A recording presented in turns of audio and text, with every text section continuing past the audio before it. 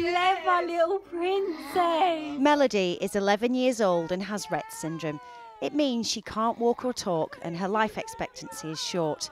Her family argue that until 6 months ago, when she was being treated at Great Ormond Street Hospital, she had a good quality of life.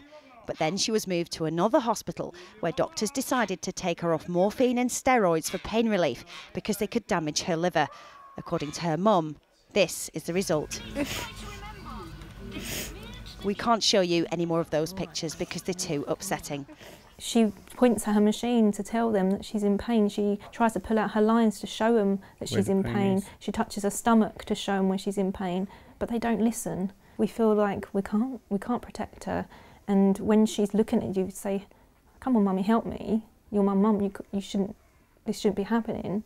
And you can't do anything because if you raise your voice, you're taken off the ward. They prefer she have quality of life over quantity and are preparing legal action against the hospital for her to be put back on the pain relief.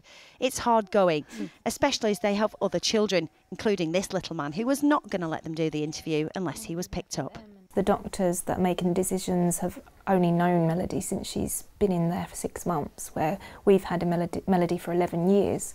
So we know what works Melody, what doesn't work for Melody. We know when she's in pain, we know what's behaviour.